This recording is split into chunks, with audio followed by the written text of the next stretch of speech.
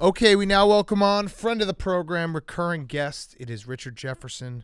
He hosts a sports satire digital show can be found on YouTube. It's called The Sports Gap. He also has a podcast, Road Tripping, with Channing Frye and Allie Clifton.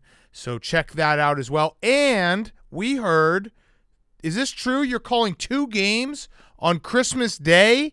How much does your family hate you, man? Well, the good news is that I get to actually be home for Christmas Day. So if the trade-off is not me traveling to Canada and leaving Christmas Eve, but I got to be home, but downstairs in the basement for a few hours, they still hate me, but it's just like I care less because I'm here. It's like you can hate me, but I'm still here. How many people passed on the opportunity to do these games before they landed at Richard Jefferson from his basement, we'll call this one?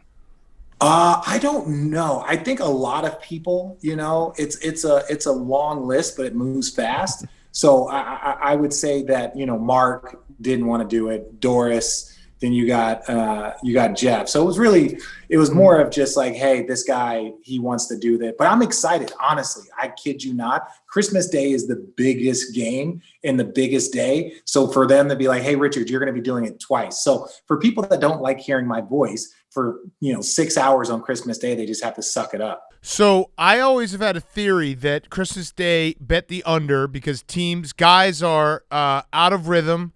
They're with their family. They're eating a big meal. They're spending time with their kids Christmas morning, except for when the season starts on Christmas Day, which had happened probably 10 years ago when there was the lockout. And then this year, you'd have to imagine guys aren't going to have it's not going to be this break Christmas Day because they got to get excited for the start of the season. So it won't be as slow and, drawn out. By the way, this is a very long theory. But it's right. It's always right. When you played on Christmas Day, did you not see that to be true? Yeah, but it's different now. The first time I played on Christmas Day, there was 2 games. Now there's an all-day slate. So guys are kind of in it. Plus, there's a level of knowing that everybody's going to watch. These games, it's opening day, it's Christmas Day, and it's postseason. So that there's a lot of attention on Christmas Day. So even if guys are a little bit full, if guys are a little bit, happy from Christmas or family in town, they still know that there's a lot at risk, right? You don't want to get dunked on Christmas Day because that's all that's going to be seen. You don't want to have a buzzer beater or have a bad game. So guys, I think, are more in a mode of understanding that there's a little bit more at stake. Okay. Okay. All right. So let's talk Eastern Conference. Okay. You know Kyrie Irving. You were a teammate of Kyrie Irving. How crazy is Kyrie Irving? I don't think Kyrie's crazy by any means. I think he's, eccentric, but, I think Kyrie's a person that he really wants to be viewed more than just as a basketball player, as a human being, as a father, as an artist. He's been using that term quite a bit. But look, we'd be lying if we would say that Kyrie is the most eccentric person to ever come across in the NBA. We'd be lying if we say he's the most eccentric superstar, right? I don't even know if he's the most eccentric superstar in the game today. Mm-hmm. Kyrie is just an individual that Kyrie is Kyrie. That's who he is. And I think as much as things that he does, whether it's the sage and but then Kyrie will get on and just be like, hey, this is what I believe in. This is it. If you guys want to make a big deal about it, that's on you. But this is just a part of who I am. So I just take him for that. You answered the question, by the way, when you said Kyrie is Kyrie. Anytime you say Kyrie, Kyrie being Kyrie or this person being that, Manny being Manny, that answers it right there. So thank you. I agree. You're welcome. I agree. Just Kyrie being Kyrie. Let him be himself. So which head coach of the Brooklyn Nets do you think is most likely to win Coach of the Year this year? God, I love your questions. I miss you guys. Can I tell you how much I miss you? We miss you too, man. We miss you too. Yeah, it's just which head coach? They're going to be doing that weird thing where Steve Nash might be the head coach some days, and then Kyrie said I might take on coaching responsibilities on another. Kevin Durant, might do something. Again, this is a political answer that I know you guys don't always like to hear and stuff. But look, I was once told that great players show coaches how to coach.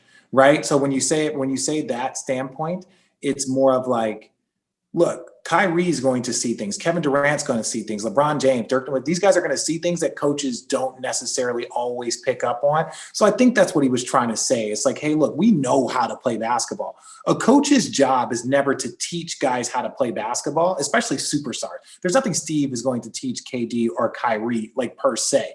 But his job is to teach them how to play within the group of players that have been assembled. So I think that's where you got D'Antoni, you got Jacques Vaughn, who was there. Steve already had a relationship with Kevin Durant via their time at the Warriors. So I think it's always a collective unit. If you think that, you could have said the same thing for Lakers. It was like, whether it's Jason Kidd or Frank Vogel or Lionel Hollins, and you're like, well, which one's the head coach in this? And then you got LeBron James, who is also like a coach on the floor. But you can bring a collective unit together and they can do well. Do you expect the Nets to perform like kind of up to those expectations that we have, given the amount of talent that they've assembled on the court and on the bench? Yeah. I think their expectations should be, a high-level playoff team. To put like a championship on them when you have their two best players coming off injury, you have a first-time head coach and a brand new coach like in their system with this group.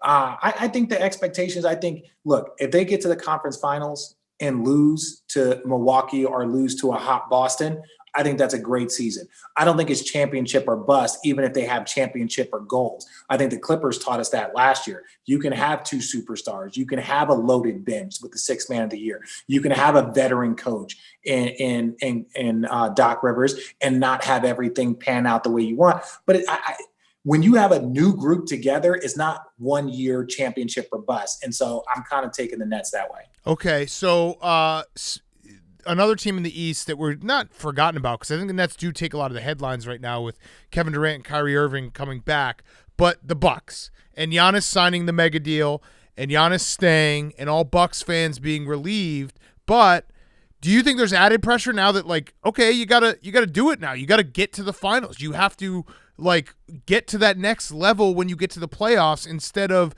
being a 50-win team in the regular season, winning MVPs, and then bouncing in the first, the second or third round. Yeah, there's but look, man, like, that's the crazy thing about like this league and professional sports is like, Giannis didn't work every single day to push himself to be the MVP twice. Like, he's in such a league category. So like, to say that there's pressure on them to get to the finals, damn well there should be. Right? Like, you didn't work this hard just to be a 50-win team. You worked this hard, but that's where the tears come in. That's when the tears come in a loss. That's where the tears come in wins, where it's like, when you see grown men crying, it's like, dude, like, you lost sleep over this. Like, you were working 4 or 5 hours a day during the summer just to maintain like your fitness. So when you put it all on the line and it doesn't work out, that shit sucks. When you put it all on the line and it works out, it's the greatest feeling that you'll ever experience. So I think for the Bucks, I think they have years. Right now, you want to keep progression. You want to continue to see Giannis grow. They got to put better players around him, and that's not a knock on Drew. That's not a knock on Lopez. It's not a lock on any of the guys that have been there. But ultimately, it's not getting it done. Right? It's a great regular season team, and their job now is to transfer that into a great postseason team. What is it about Giannis though? Because this, maybe you can explain it to us.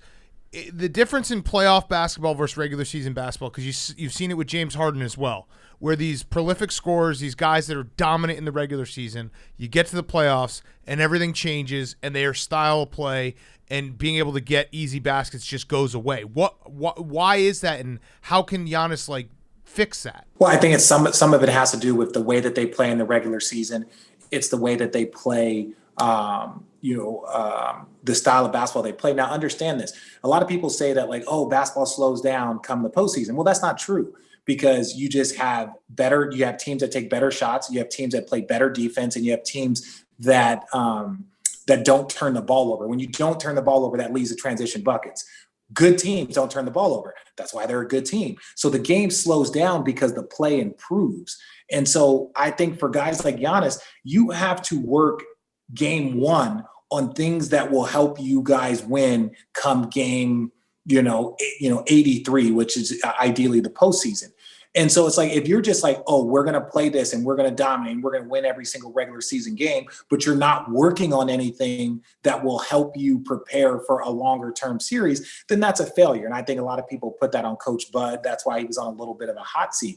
I think for them, it's more about just like, hey, okay, Giannis, this second half, you're not going to be the point guard. Well, what if we lose, coach? Doesn't matter. Our job is to prepare our team, or we're just not going to play you in the fourth quarter so that these guys can get minutes playing this style, or so we can work on, we're just going to have you in the post, or we're going to space you out so guys are able to like handle all the different styles that can be thrown at you come postseason. But that might cost you regular season games, right? But it will prepare you for the postseason. What about the Heat? They seem to be another team that I don't know if we've forgotten about the Heat because they were, obviously we talked about them a lot at the end of the bubble, but they were a team that seemed to perform better in the conditions of the bubble where everybody else kind of like no other team embraced the bubble like the Heat did. I'll put it that way. Like Jimmy Butler being like, no disrespect to families, but I'm glad that I'm here without my family so that I can win.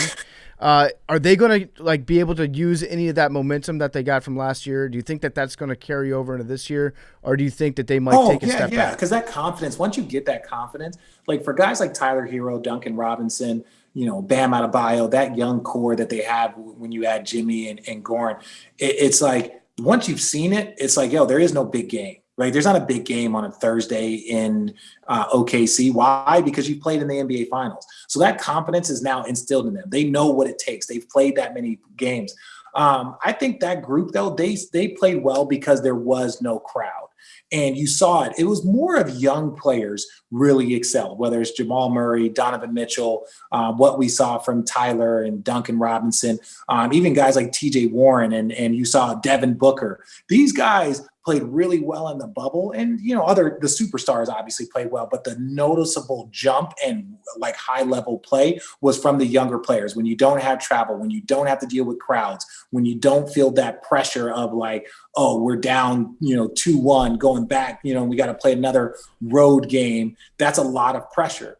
And so when you take away that out and it's just basketball, but that's where experience for older players typically come into play. But that wasn't applied because it was one big neutral site with no fans. Right. And I actually think this might be a little bit of a hot take, but I think it's right that James Harden no longer being in the conversation for Miami, I think that might be a good thing for the Heat. I don't see how he would have fit in with their team and how they were playing, at least last year when they showed that they can compete out of the East. And now we're talking. Well, I think I think that's tough. I think we discredit James Harden partly because of some of his own doing, but he's one of the great basketball players of this generation. One of the great scorers of all time, MVP, top 5 in the MVP voting in the last 6 years. So it's like to say that man couldn't adjust his game, right? Like he played with Russell, he played with KD when he was coming off the bench. He played with superstars. He played with Chris Paul. Now there's been some things that have happened, but ultimately what you've seen with Anthony Davis, what you've seen with guys like LeBron James, D Wade, Chris Bosh, when you see Kevin Garnett and Paul Pierce, when you see these superstars team up at a latter part of their career, it's because they're really just focused in on winning and not like numbers, not stats, not all of that stuff. So if James says he wants to go to Miami, no, Pat Riley runs a tight ship, Spoelstra runs a tight ship, Jimmy Butler, the way they compete there. So I think he could fit in. I think it's just a matter of whether or not that would be the long-term place that you would want to give up your assets that can carry your franchise for the next 10 years. Do you want to give up Tyler and Bam Adebayo, which would be your focal points for the next 10 years for James Harden, who will be your focal point ideally probably for the next 5?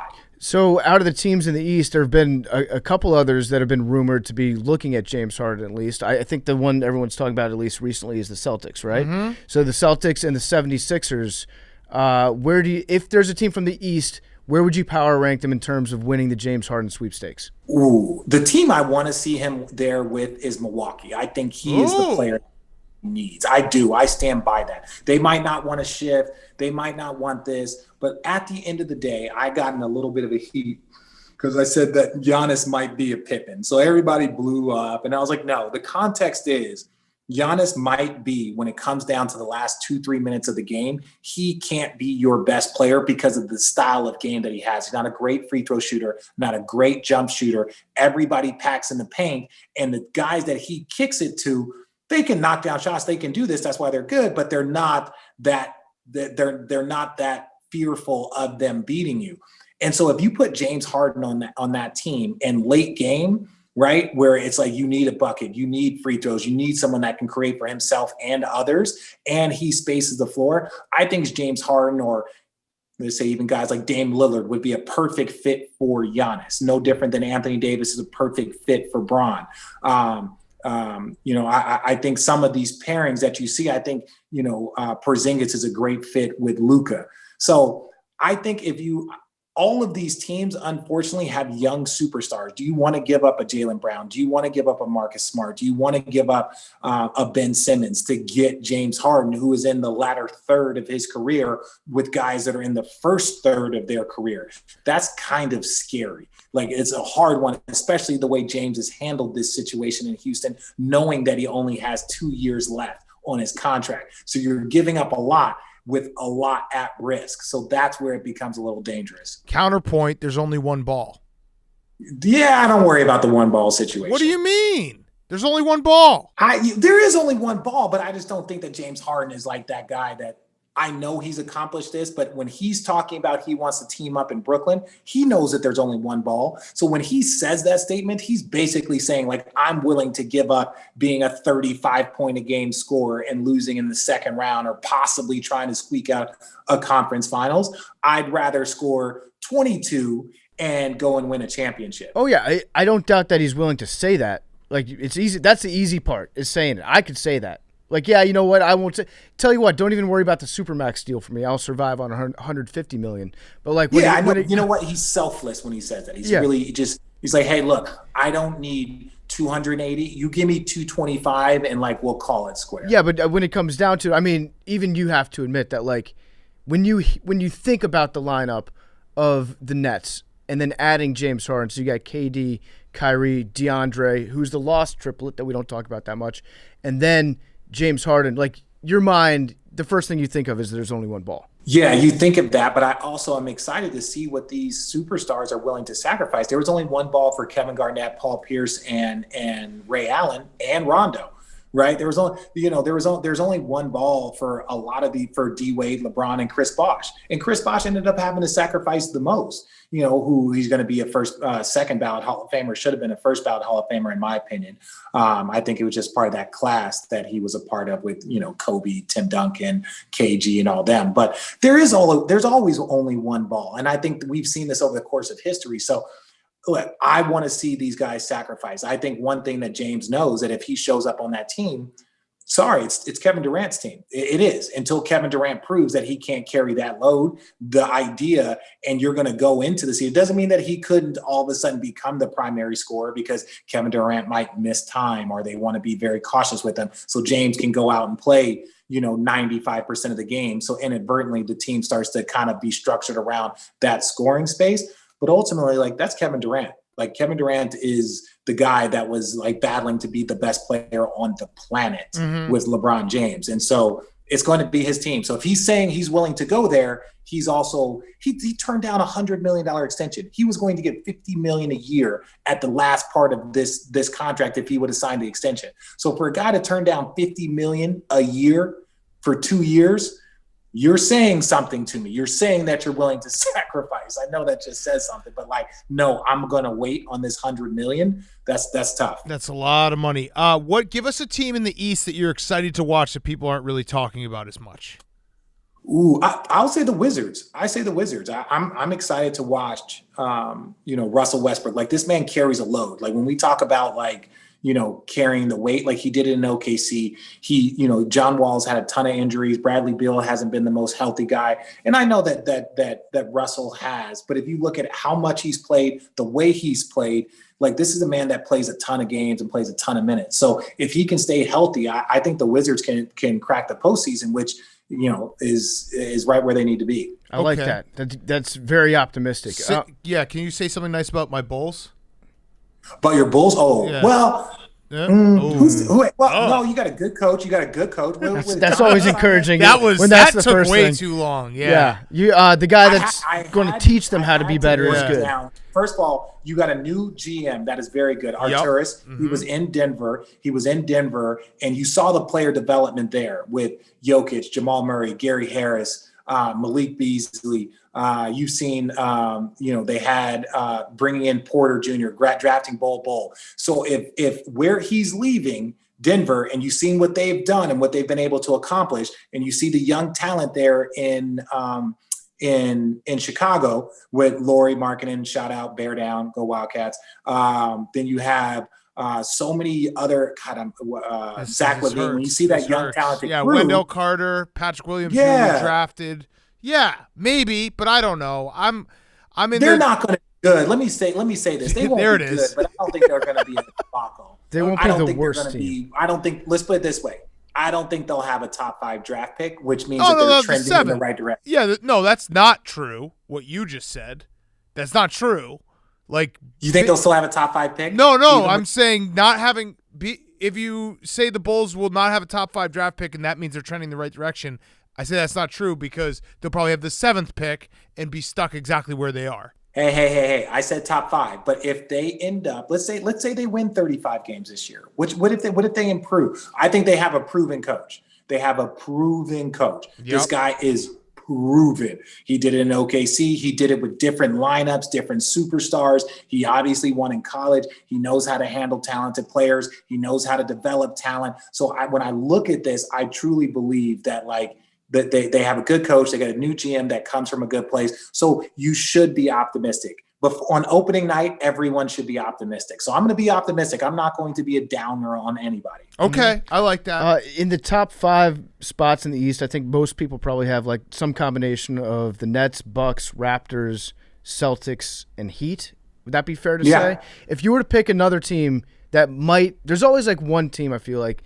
that finds themselves in the conversation for the 4th or the 3rd seed towards the end of every season. Who would your surprise team be in the East? I don't have a surprise team, to tell you the truth.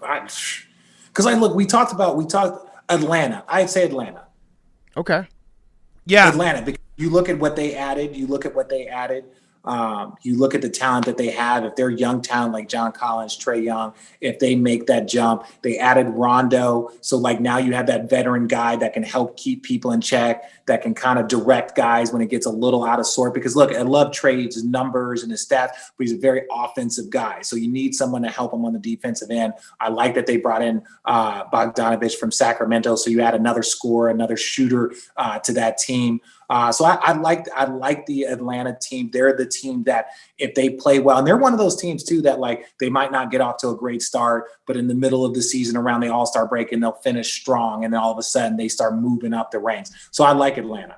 Okay. I think Atlanta's definitely one of those teams that everyone's excited to watch, on League Pass. So who's your pick out of the East? Are you going with the Nets? That's a tough one. Okay, so I always preface this whenever I pick champion or whenever I pick who I have coming out, if they are healthy. If they are healthy, I believe it's the Nets and it's the Bucks are the top 2 teams. And if they are healthy, I think the Nets will. If craziness happens with COVID, I think Bucks or Celtics. Okay. And this is before no James Harden trade. We can't I picked this team and then James Harden goes there and throws a wrench in it. That's not it. Okay. But you said earlier that it's not fair to put any expectations on the Nets out of the East. Right. But you just now you're giving it that's your stone cold leadlock. Nets out of the championship. Anything less. What I heard from RJ was that anything less than a championship is a disappointment. I'm saying. What I'm trying to express is that just because I believe they could doesn't mean if you don't meet expectations, kind of a la the Clippers, where you're blasting them and you guys, what did you guys doing? This was a debacle. No, I'm not going to put those type of expectations championship or bust. If the Nets can get there have 2 brand new head coach and 3 other head coaches on their staff and 2 superstars, especially with the trade rumors of all the other guys, when you look at when you look at Spencer Dinwiddie, Karis LeVert, all of those guys that are on that squad, then I think you start to put like pressure on them. But I'm not going to say if they don't win the championship this year was a failure. Those are the type of expectations that you put on Lakers, Bucks, Clippers, and I would say the Nets are on the outside just because this is their first year together. Did you just accuse us of putting those expectations on these 100%. You guys are putting negative expectations on Wait, but that's no. When you put together superstars on a team, you're supposed to win. Like the Nets to say the Nets aren't trying to win the championship this year would be insane. They are. Well, yeah, they are trying to win the championship this year. But what I'm trying to express to you is the way the Clippers and the Nets, if we look at last year's Clippers and this year's Nets, right? So last year's Clippers, frauds, championship head coach, all this other stuff. They had the sixth man of the year. They had the deepest team. They had two superstars. They had the reigning finals MVP. Paul George was a top 5 MVP finalist the year before. So you look at all this talent and then the way they fail. With the Nets, 2 guys coming off injury. This is their first year, especially Kevin Durant coming off a major injury. And this is your first year with a brand new head coach. My thing is this. If they lose in the conference finals, I'm not going to blast them the way I did the Clippers. And I mean this in a respectful sense because the Clippers up 3-1, let themselves and, got the coach fired. They didn't play well. Paul George didn't play well. So, you're going to get a lot of heat. I think they're 2 different type of expectations. Okay. All right. So let me ask you this. This is my last question, and it's the final question is brought to you by Cross Country Mortgage, America's crazy good mortgage company. Go to ccmlens.com/take to learn more about your future home buying experience or refinancing needs, equal housing opportunity. You've been on a ton of basketball teams in your career. How much does it actually matter for guys to get along and be at least maybe not friends, but enjoy being around each other? Because that does feel like what part of their Clippers, falling apart last year, it felt like they never were like a team. So how much does that actually matter, or is that just from a media perspective a hot take thing that we like to try to say?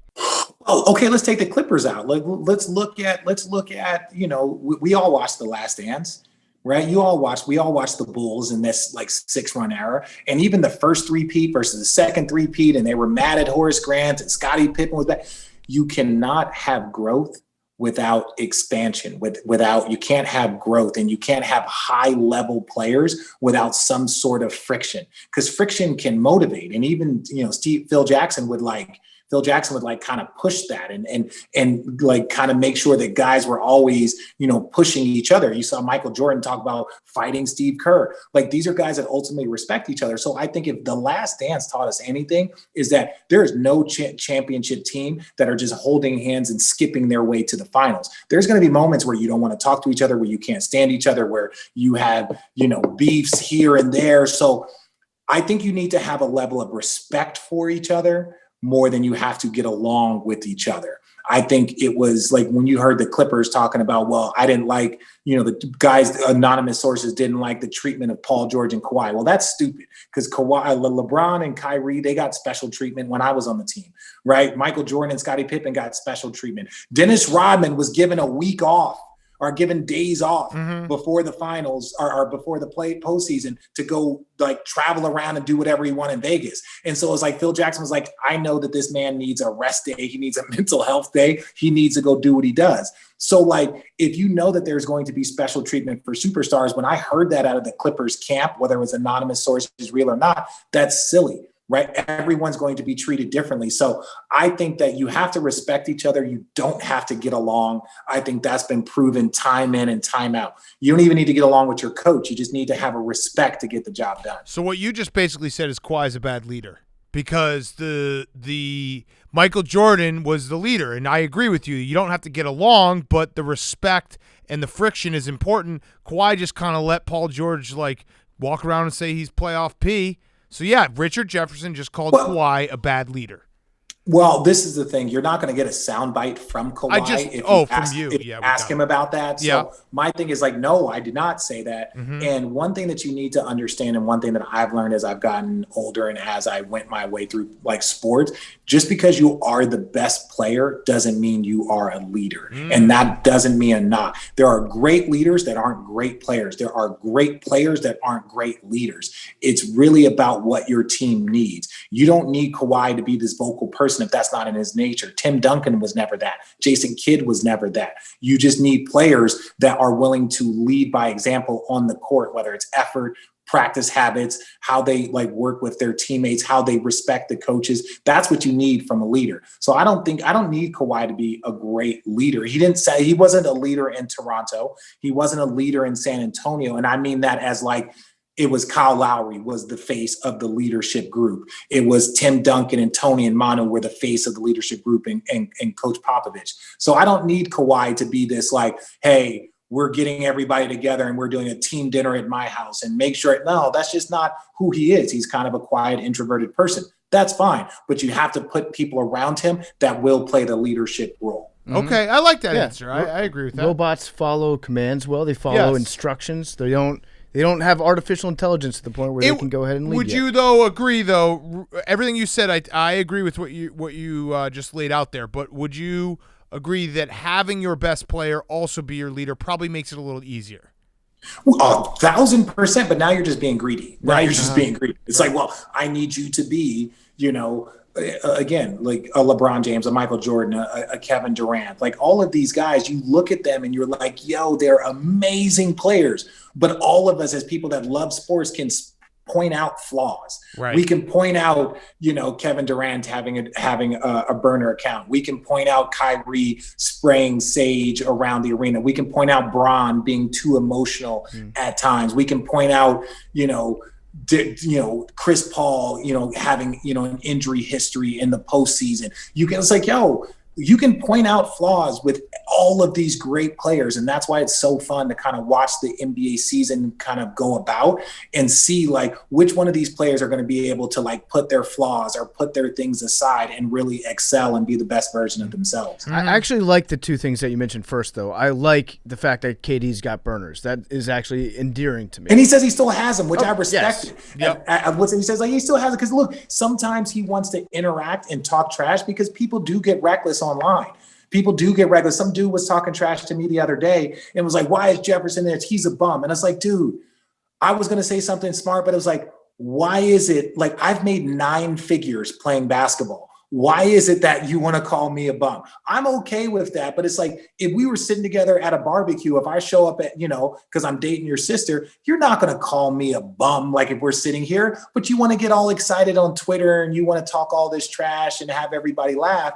And so I'm okay if you want to have a burner account and just kind of shoot back at some people because you know what? People shoot recklessly all the time. Yeah, you got to let it off steam somehow. I think it's probably a good, like all things considered, it's probably good for his mental health to be able to log on like and just talk some shit. If tearing down other people and if that makes you feel better about yourself, then like, cool, man. Like that's more about you than it is about me. Yeah. So like I said, everybody's got something about them that they have to kind of either overcome or suppress in order to maximize themselves as an individual. So whatever that is, it's fun to kind of watch it go on in the sports. Yeah, and I also like Kyrie burning the sage to cleanse the arena. Yeah, like Kyrie I hope he does that all year long. It's good to have like these types of personalities in the NBA that you can like get behind or you can root against. Like if you hate Kyrie and you hate the Nets and you're a Celtics fan, like you're going to be talking about that every year and you're going to hate that. But that's what makes sports enjoyable. Mm-hmm.